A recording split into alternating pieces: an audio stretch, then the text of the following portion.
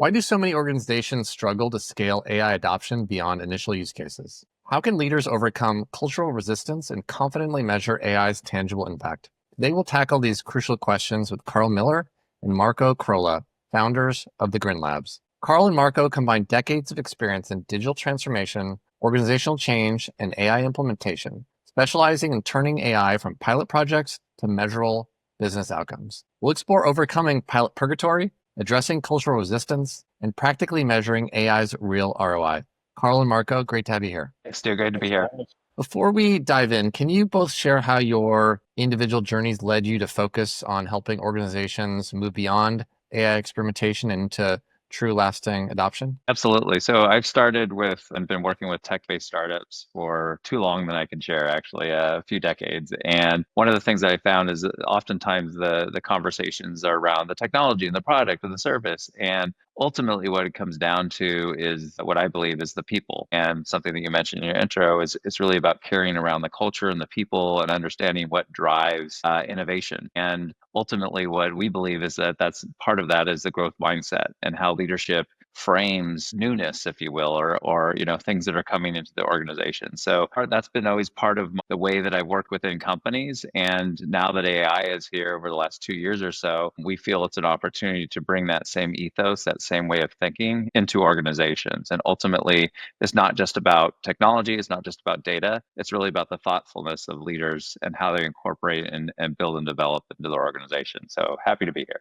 Thanks, Carl. Yeah, so my journey is I've been essentially a transformational change leader for 25 plus years. Started with Accenture. I've had a couple of different software companies along the way and also held management positions at three different software companies, generally in some sort of transformational role. So I wrapped up with a software company a little over a year ago now and decided to jump back into consulting. What better area to jump into, which is AI, which is something that organizations are really struggling to figure out how best to utilize and implement. So I think what I'm bringing to the table is the years of transformational change, understanding what it means to drive change in organizations and really applying that to the AI challenge. So excited to do that. When executives first approach you two, what common signs indicate that their organization is having challenges scaling initial AI success? I mean, one of the things we hear all the time is that, this has landed on the CTO or the CIO's desk. Not that there's anything wrong with that, but ultimately there's a lot of, when we're talking to a CEO and they mention, hey, we're just not seeing the adoption. We've purchased these licenses and we're not seeing that, the company has really, stepped into this fully. Oftentimes it's because they see this as a software adoption or some other old way of thinking about how we're going to deploy technology throughout our organization. And it's our belief, and Marco and I go back and forth with this. I mean, in some ways it is true. Okay, it is, there's some other ways of deploying technologies that are part of the process. But ultimately we feel that there's, that this is different. It's a little bit of, this isn't software, this isn't search, this is some other type of thing, some other type of magic that people haven't experienced before. There's different levels of anxiety. There's different, there's ways of bringing the ingenuity and innovation to the individual that they haven't had before, that's percolating whether the CEO knows it or not. But to answer your question, that's one of the indicators is like, we've purchased some of these tools and technologies, but we don't see further adoption. Not as many people as we thought are using the tool. And Mark, I don't know if you can add to that as other things that we hear.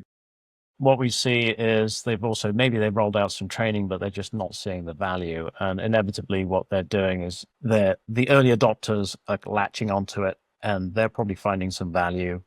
They're not necessarily sharing that value with others and building that flywheel of innovation and getting others to on board using the technology, demonstrating value. I would say the other thing is that maybe they haven't identified a couple of real big major use case workflows within the organization that will, if they implement AI as a solution, could really move the needle either from a top line or bottom line perspective. So they haven't started to get that momentum going that is critical. Yeah. And so when someone comes to you with that problem, where do you typically start? What we'd like to do is start from the top, which is understanding, what are your goals around AI? What is the management perspective on AI? I mean, I think it's really critical that from the top, that the execs are walking the talk. So helping them with defining what that looks like, understanding what is it that, why are you stuck? Is it specifically around the training thing? Is it specifically around just an adoption? Where's it stuck? It could be that there may not be a strategy. Maybe people are fearful either of losing jobs, or they're just fearful of using the technology because they don't know, they haven't been given any guardrails. So just understanding what that is, and maybe putting what we have as kind of a framework to help say, okay, well, we can help with an AI strategy if that's something that you need. We can help with your executive alignment and some of the messages that we think are really important that executives deliver, like just recently, Toby at Shopify, right? Is there's a very clear message that, hey, this is what we're doing. Get on board. Get curious. Get trained. You're going to be measured in this way. And by the way, in many instances, you're not going to lose your job. This is about efficiencies. This is about scaling. This is about doing more with less.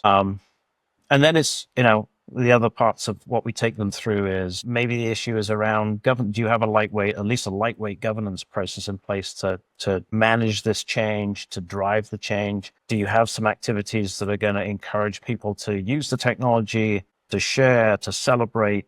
Do you have those things in place? And then, do you have some level of measurement of success? What does success look like in your mind? And that may be around adoption, or it may be around ROI. You mentioned fear, and you mentioned communication maybe as a solution to that. How do you typically address the cultural side of AI adoption, particularly when stakeholders are resistant to change or many are fearful of change? I think first and foremost as well, and I think Marco touched on this, is that asking the leaders, like, how often do they use it? Are they using AI? Because ultimately, if and when as they use it and as they communicate their journey, I think that creates at least an ounce of psychological safety of like, oh, it's okay to use this tool, which some people are even asking that question, right? And if they see their leadership as using it and getting productivity around it and sharing their, failures and their successes around it, then ultimately the company realizes, oh, wait, at the top, they're starting to use these technologies. It's okay. So first and foremost, it's okay for me to use these technologies or AI as I work. So I think that's a first place that's incredibly important,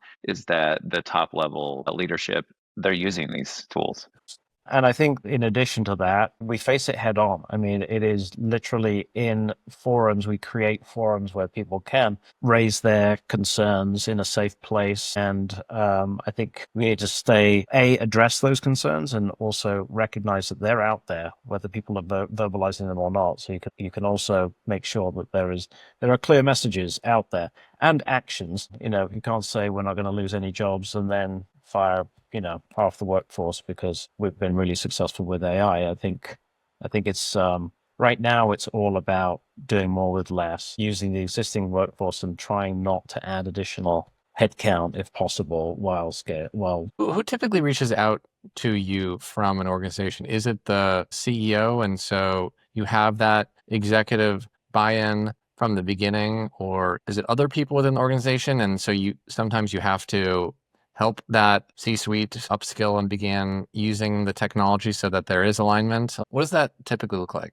Yeah, I think it's both. So sometimes the executives that have realized, and the pool of executives that reaches out that are saying, oh, we need to proactively do something, they basically, almost all of them, and one of the first sentences they say is, we realize that our industry is going to be transformed by AI, period. And we want to be thought leaders in that space. So those are the CEOs that are reaching out. Otherwise, it's the AI advocates within the organization that are raising their hands saying, you know what? We know how this is working. We've seen the disruption a lot of times coming from the bottom up, but we don't have complete executive buy-in yet. And we need that assistance in terms of helping communicate what this journey could look like and what the benefits are. So I think those are the general camps that we're seeing. I don't know if you have anything to add to that, Marco. No, I think you captured it well. How do you typically engender executive buy-in if there's skepticism initially? I think there's several, first and foremost, you have to go to the climate and the context of the conversation,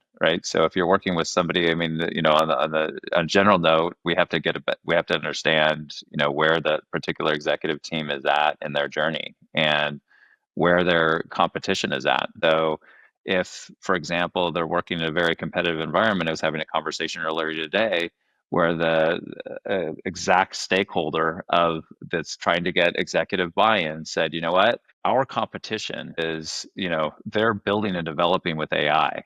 And our executive team doesn't even necessarily know it. We have an internal builder that's, within the company that's recreated the website as a data-driven website that we should be publishing as our website. All of these movements are happening, but our CEOs and our not a CEO, but our C-levels aren't necessarily on board yet. And so I think it's just a matter of sometimes, these individuals are asking for an authority or a different voice that can come in and voice some of the realities that are currently happening. And in this case, we would say, oh, here's what's happening in your industry. Were you aware of this? So really setting the context of the conversation is just part of it. Yeah, and I think in addition to that, I mean, how we do it is we surface those concerns with the executive team in the room. We workshop as part of the kind of defining what the strategy is and what the messaging is. It's raising those concerns. There's also an element of education in some instances for exec teams. Just, where are we at? What's the hype? What's the reality? How could you benefit? And also, I think with a lot of people, it's how do I fit in with AI? Like AI is a super powerful tool, but it's really powerful when it's used in conjunction with people. And so that using AI as a thought partner, for example, really resonates with a lot of execs. Like, okay, I get it. That makes sense. It can help me, but it doesn't replace me. It doesn't make me less than. It in fact makes me a stronger person. So I think raising those things in a room is how we try to do it as best as we can to surface those concerns. You shared an example of work you'd done with a digital agency that I thought clearly illustrated the practical impact of AI. Maybe we can walk through that case study. I would love to understand the kind of before and after scenarios, and then how you got from before to after. And so who came to you, and what was the initial problem, and then where'd you go from there? Well, I mean, I think,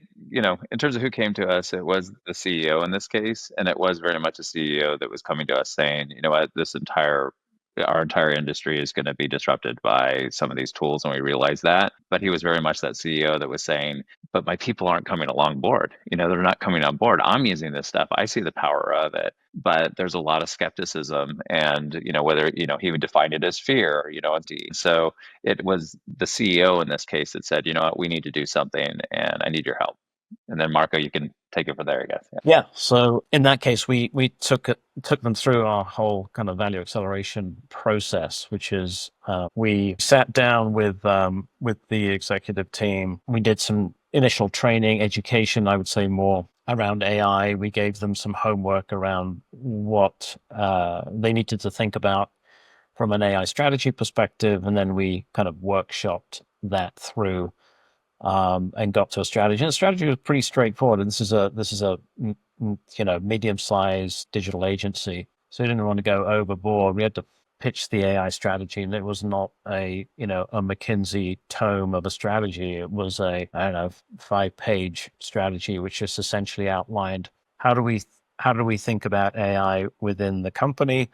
What are the leaders committed to? What are our kind of we call them the big rocks, or those big use cases that we believe are going to move the needle by implementing AI? Where do we want to get to from a maturity perspective? It's those types of things. So we workshopped that. We also talked about just a very light governance structure, kind of a steering committee of sorts, how that would work. And then we've worked with them to flesh out, look at their current state processes, identify where the opportunities are for AI to improve those processes, put in place a measurement system to say, okay, so how much time do you spend on X, Y, and Z? So one of the things is matching brands to creators, for example. Another one is campaign management. So there are opportunities there. There are some sort of sticking points and friction points that we've identified, and that were clear opportunities to implement AI solutions. Those rocks, did they come to you with those rocks and those opportunity areas, or did you do an assessment with them and look at their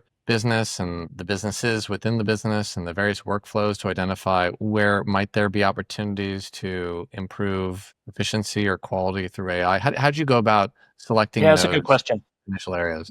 In this case, they had identified, I mean, with some prodding and facilitation from us, but they were pretty clear on what those big rocks were from the top, at least for now. I mean, I think one of the other things that we've been doing is then we talk, that's all what I just described as quite top down. We've also gone through training of the whole workforce, a couple of different sessions around the whole workforce, and we've created a change plan to kind of encourage people to use the technology. And I think out of that, there'll be individuals who will identify specific additional sticking points.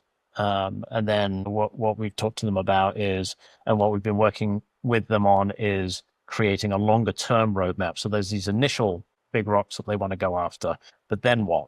Right. And some of those then what's will surface from bottom up, right? People who are closest to the mine head, if you like, who really understand what the challenges and problems are and can even come up with suggested solutions given the training and their exploration. What criteria makes for a high quality rock, a high quality use case that can be improved with AI? On the Go big ahead. rock side, on the larger scale side, it's something that has major value to the organization, where that value is either around cost savings or potential revenue upside. So that has some complexity to it, that is potentially across multiple departments. And that can be, but that we can see a near end to. So it's not something that, right now that we're defining a project that would be a year-long project, but the more has, within a few months, we can see achievable success. So that would sort of be that top level down. And sometimes these, if they're uncovered, potentially there could be real value derived within a month. You know how quick AI moves. So it just really depends on the scenario. And then the bottom up, or some of these quick win projects, those are defined by ultimately people's, like we talked about from the beginning, people and their intuition and their innovative spirit and passion around improving their own workflows or their team workflows. And ultimately that comes down to how are potentially using simple tools like custom GPTs within ChatGPT and the finds that can be had there. There's that famous case study of, I think, the National Park Service, right, where they basically came in and said, oh, hey, there's after one training, one individual created a custom GPT, and from that it was around procurement and ordering, and from that it spread throughout the National Park Service. From that one custom GPT, and it saved projections that it saved the National Park Service, 20 years of work type of thing, or work time. So those are ultimately, both of those are critically important. I think that's where one of the ways that we differentiate ourselves is that there's a lot of companies going out there and talking about tech and talking about data and whatnot. And ultimately, where we come in is we say, it is important to have the governance and strategy and helping leadership define the AI journey. But it's equally as important to understand that a lot of this value can be derived from the individuals that are sparked into this throughout the organization. Yeah. And in that agency case, you identified these rocks and it solidified which workflows you were going to look to improve upon with AI. And then what ultimately did you deploy? Did you build some custom GPTs to improve that brand kind of agency marketing? So there were a few things. One is essentially we had to break apart the workflow, right? So the workflow had several different steps to it. And in each part of that workflow, there were different decisions to be made. So part of it was, do we acquire a technology from another company that could potentially help us from that particular portion of the workflow? And some of the decisioning around, enhancing this big rock was indeed in that category, because there are certain data sets and other areas that they needed to basically say, okay, we need to work with this technology provider. Which happened to be around AI, right? But then other parts of the workflow, in the same workflow, it was more about, well, let's test and iterate and build and develop a custom GPT that can help us with identifying some of this unstructured data that we haven't been able to visualize yet, and build and develop around that. And so then you basically have those decision points throughout the big rock. And ultimately, what it comes down to is imagine several different decision points and saying, okay, where now can we prioritize these ease versus impact, right? So if we say, okay, it's really easy to go out there and create this other partnership, that's going to rank pretty high. It's going to have a big impact to this big rock. So let's go ahead and move with that. And then we just sort of walk through and say, okay, what's the next best thing to build and develop and to start testing and iterating around before we make any decisions that are going to be, that we can't unroll. Because ultimately, this is also about the innovative mindset, and knowing that, okay, we're here to reduce the risk and uncertainty as we build and develop and test and unroll this and create value. So that's how that's our approach in general. And Marco, I don't know if you wanted to add to that. No, I think in summary, it was a combination of off the shelf and then custom GPT, custom workflows. And we're very cognizant of the fact that there's a lot of startups in this space. I think just making sure that if you do decide to do the buy option, that it is something that you truly believe that this company is going to be around in the next year or so. And so, helping the client think through those things as they decide on the build versus buy, that decision. The before scenario was the CEO was interested and curious. The organization was not really using the technology. What does the after scenario look like for this digital agency? It's a work in progress. So it's a journey that we're on with them, and right now they're working through and building and developing out their next generation of these large enterprise sort of big rock type of environments. And then at the same time, we're starting to feel and understand and feel the energy and the movement from the individuals within the organization. But I think the big find here is that there's no real end state. It's more where we're at in the journey. And ultimately, you've got a lot of AI noise out there. And I think what, at least from the feedback that we've gotten, is that both from the executive team and from the individuals in the organization, is they felt held and supported through this process.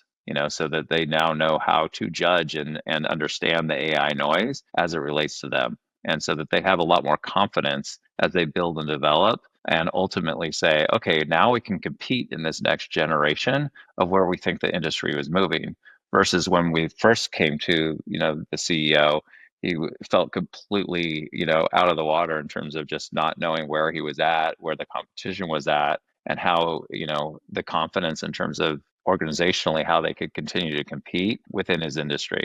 So hopefully that addresses your question there. How do you typically measure success in an engagement like this? You mentioned the energy was much better after you all worked together. Were there other metrics that they're able to hang their hat on in terms of kind of the return on this investment and adoption?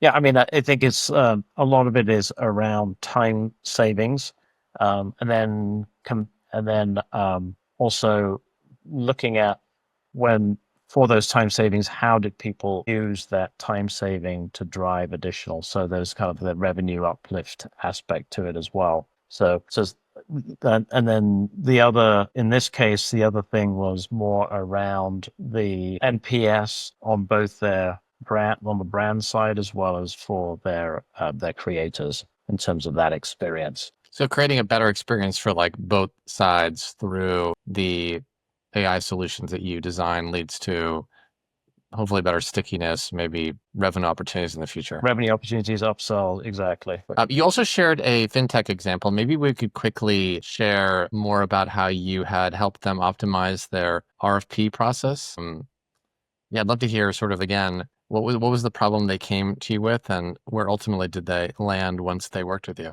Yeah, so it's a global fintech, and ultimately, where they were coming to us for we meet the companies where they're at, right? And so one of the struggles that they were having is being global. There was a lot of, let's call it, latency between communications between departments in terms of how they were responding to RFPs. And so ultimately there was a bunch of siloed information and key stakeholders that held information. And so it was taking a long time, and they didn't feel like they were getting the best results. So essentially what we did is we did some testing and iteration with them with some common off-the-shelf LLM type of tools, started to build and develop a knowledge database that could then respond within the rule set of what it is that they were looking to accomplish. And they felt the results of that were not only just, oh, hey, here's, a good quality RFP, but what their experience was oh, here's one of the best RFPs we've ever responded to. And the time it takes now for them to respond to RFPs has gone from anywhere from 38 plus hours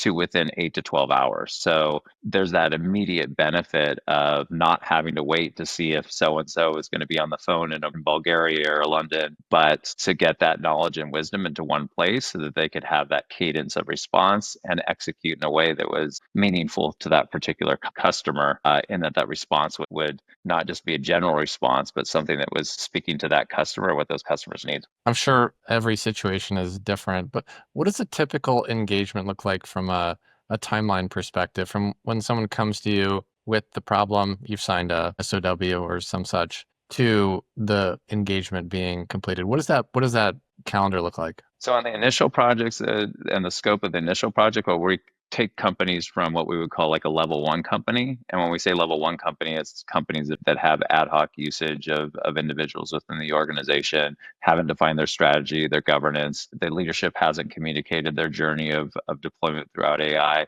So that's sort of like the level one to a level two org, where it's like, oh, okay, here's the journey, here's where we're on, here's the strategy and governance. That process can be as little as 6 weeks. So going in there and helping them define and put the organization really on the rails of here's what AI means to us and here's how we play within AI. Beyond that, with the scope of enterprise, looking at the enterprise and saying, okay, here's some of the initiatives that we want to tackle. That can extend, of course, into more of the 4 to 6 month process of let's work with this organization to help them further define what the scope of this project is, but then also hold their hand and work with them in developing a success around that. And then beyond that, there's the change side as well, and the change plan, and helping not just from a tech side of things, but also helping define who those high level proficiency users are, and then the different troughs of users and how we work and develop the muscle of what it means to work with AI within the organization, which could be an ongoing process, of course. Yeah.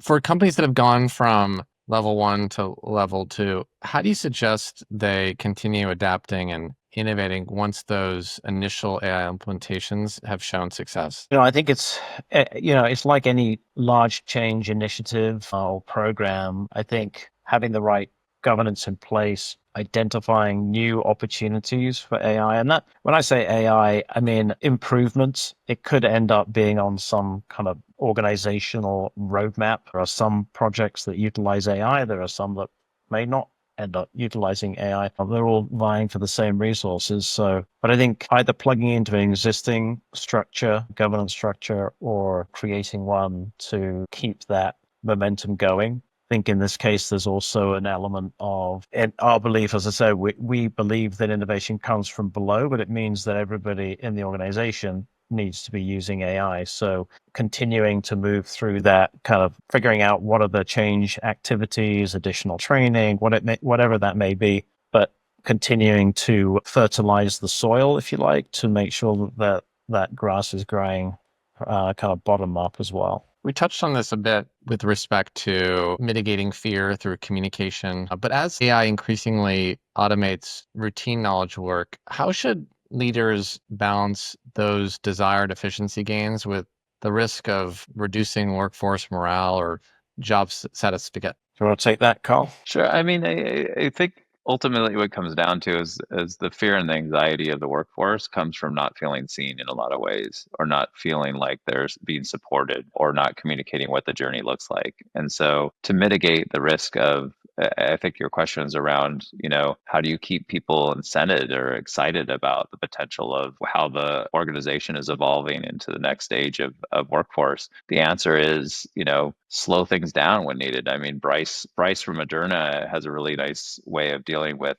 people that he's noticed are not necessarily, using AI in a way that would share that, okay, they're using it at a way that they're really on board. What he does is basically just is, okay, we're going to re-engage with those individuals. We're going to have a personalized training session with them where he himself is involved with that, and can really sit down and slow down and say, where are you getting stuck? How are these things working? How can we help? And so I think it's ultimately about, making sure that individuals understand where they're at in the journey, where the company's at in the journey, and making sure that they feel seen in the areas that they're at. I mean, Marco and I talk about all the time some more valuable moments, but some of the most valuable moments we have within organizations are when the individuals are sharing about their fears or their anxieties and how we can be there and validate their concerns. And then also at the same time, making sure that they're empowered to make different types of choices within their day.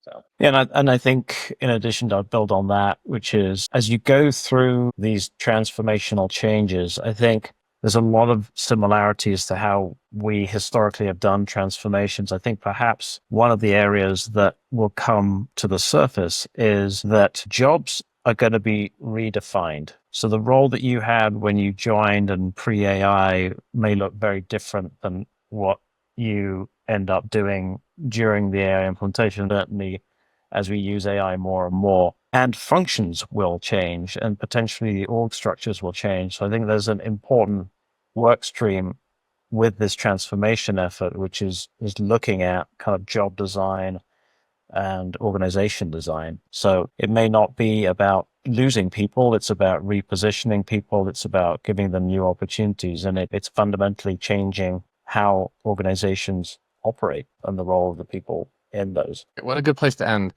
Carl and Marco, thank you for coming on to Just Curious and sharing your experience in helping leaders overcome cultural resistance and also turn their AI pilot projects into measurable outcomes. Thank you. Thanks, Stu. Been a pleasure. thank you, Stu. Cool.